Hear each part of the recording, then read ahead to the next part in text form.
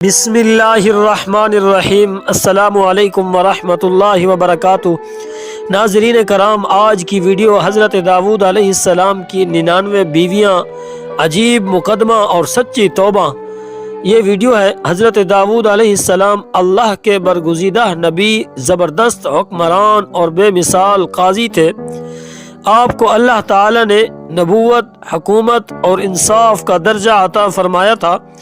آپ کے دور میں عدل و انصاف کا بول بالا تھا اور لوگ اپنے مسائل کے حل کے لیے آپ کے پاس آتے تھے، لیکن ایک دن ایسا مقدمہ آیا جس نے آپ کو گہری سوچ میں ڈال دیا۔ ناظرین کرام، یہ مقدمہ دراصل ایک آزمائش تھی جو اللہ تعالی نے آپ کے لیے رکھی تھی۔ اللہ تعالی نے حضرت داؤد علیہ السلام کو بے شمار نعمتیں عطا فرمائیں، جن میں ایک مضبوط سلطنت، اعلیٰ درجے کی حکمت اور خوبصورت آواز شامل تھی۔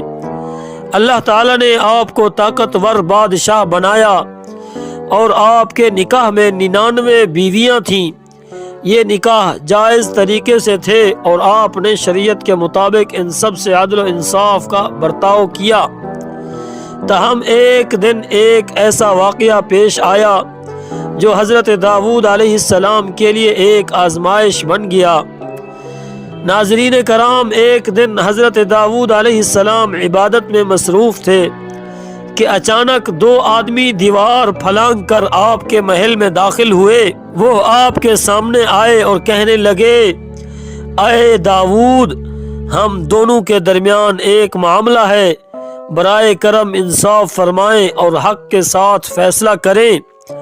حضرت داؤد علیہ السلام نے ان کی بات سنی تو ایک آدمی نے کہا، یہ میرا بھائی ہے، اس کے پاس 99 دمبیاں بکریاں ہیں اور میرے پاس صرف ایک ہی دمبی تھی، مگر اس نے مجھے دباؤ میں لے کر وہ دمبی بھی چھین لی۔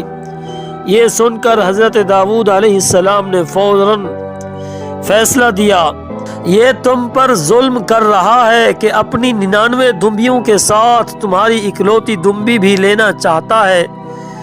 اکثر شریک ظلم کرتے ہیں، مگر جو ایمان والے اور نیک ہوتے ہیں وہ ایسا نہیں کرتے۔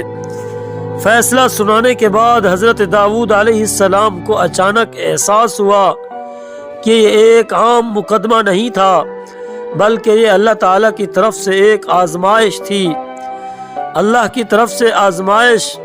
اس مقدمے کے ذریعے اللہ تعالیٰ نے حضرت داؤد علیہ السلام کو ایک حقیقت سے آگاہ کرنا چاہا۔ حضرت داؤد علیہ السلام نے محسوس کیا کہ یہ معاملہ دراصل ایک اشارہ تھا کہ ایک شخص کے پاس 99 بیویاں ہیں اور پھر بھی وہ ایک اور نکاح کرنے کی خواہش رکھتا ہے۔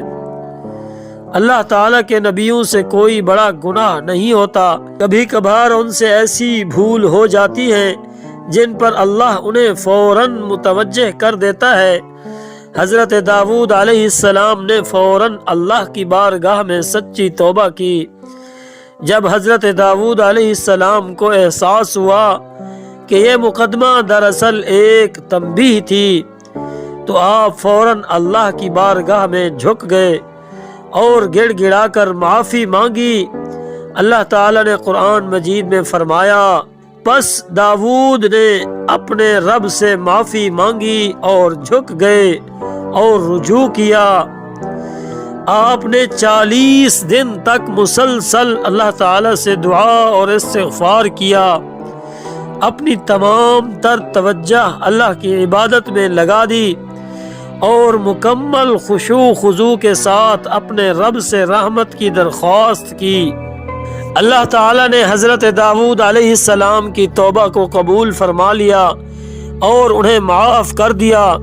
ساتھ ہی یہ بھی واضح کر دیا کہ نبیوں کے لیے ضروری ہے کہ وہ ہر لمحہ اپنے ذمہ داریوں میں مکمل عدل و توازن رکھیں اور اللہ کے حکم کو پوری طرح سمجھ کر عمل کریں۔ ناظرین کرام، یہ واقعہ ہمیں سکھاتا ہے کہ نیک بندے بھی آزمائش میں پڑ سکتے ہیں، لیکن اللہ کی طرف رجوع کرنے والے کامیاب ہوتے ہیں۔ اللہ تعالیٰ اپنے بندوں کو آزماتا ہے تاکہ ان کی اصلاح ہو سکے۔ کبھی کبھار ہماری چھوٹی غلطیوں کو بھی اللہ ہمیں فوراً یاد دلاتا ہے۔ سچی توبہ وہی ہوتی ہے جس میں بندہ اللہ کے سامنے عاجزی سے جھک جائے۔ اگر اللہ ہمیں کسی غلطی پر تنبیہ کرے تو ہمیں فوراً رجوع کرنا چاہیے۔ ہمیں اپنی خواہشات کو قابو میں رکھنا چاہیے اور انصاف کے اصولوں پر چلنا چاہیے۔ میرے پیارے ناظرین، یہ کہانی ہمیں سکھاتی ہے کہ ہم سب کو اپنی زندگی میں اللہ کی رضا کو سب سے زیادہ اہمیت دینی چاہیے۔ اگر کبھی ہم سے کوئی غلطی ہو جائے تو ہمیں فوراً اللہ کی طرف رجوع کرنا چاہیے، کیونکہ وہ بہت زیادہ بخشنے والا اور مہربان ہے۔ ہم دعا کرتے ہیں کہ اللہ تعالی ہمیں بھی اپنی نافرمانیوں سے بچنے کی توفیق عطا فرمائے اور ہمارے دلوں کو اپنے نور سے منور کر دے۔ اے اللہ، ہم سب کے گناہوں کو معاف فرما، ہمیں صراط مستقیم پر چلا اور ہمیں ایسا نیک اور صالح بنا دے کہ ہم تیرے پسندیدہ بندوں میں شامل ہو جائیں۔ آمین یا رب العالمین۔ میرے ناظرین، اگر آپ کو یہ واقعہ اچھا لگا ہو تو براہ کرم ہمارے چینل کو سبسکرائب کریں اور بیل آئیکن دبائیں تاکہ آپ کو مزید خوبصورت اسلامی ویڈیوز سننے کو ملتی رہیں۔ ہمیں آپ کی محبت اور دعاؤں کی ضرورت ہے۔